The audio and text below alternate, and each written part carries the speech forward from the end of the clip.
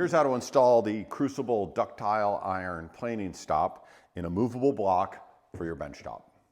The planing stop is embedded into a 3 by 3 by 12 piece of wood.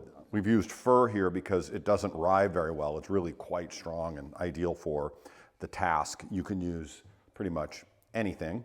And we have a matching hole here, and we created this by drilling holes through the bench top and then nibbling away with a handheld jigsaw. And then we have it so that this fits in but needs to move up and down with hammer taps. So the goal here is to get this shaft embedded into the block. And the way we're going to do that is we're going to take a 5/8 inch spade bit.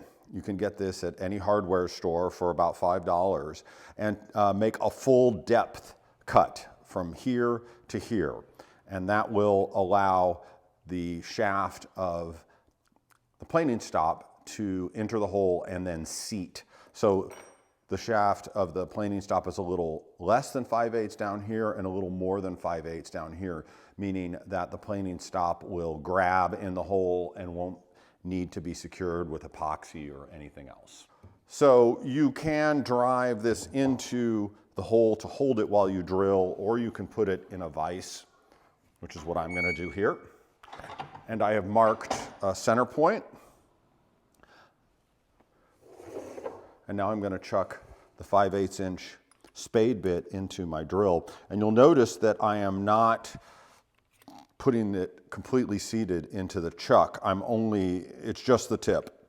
I'm trying to get just the tip there so that I have a full depth cut. Tighten that up. And so I'm going to start it, and then I'm vertical there, I'm vertical there.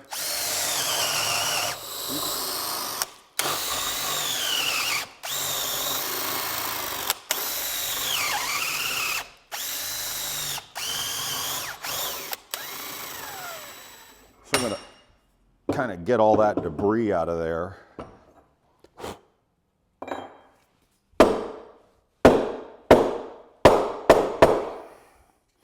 And now I want to get the planing stop mounted into the block so that its teeth are parallel to the front edge.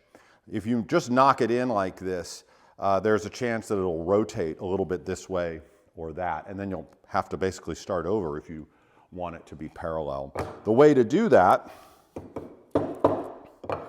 is to place it loosely in the hole and then lay it down on the bench top. So I pressed it in so it can't go in anymore. But right now, with this sat on the bench top, the back edge of the block and the front edge of the teeth are both in line. And so I can just take this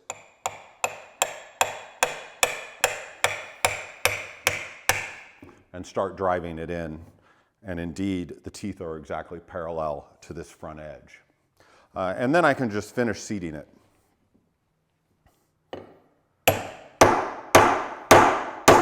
Now I can move it up and down with hammer taps. You can see it should take some effort. It shouldn't move more than an 1/8 or a 1/16 with each whack.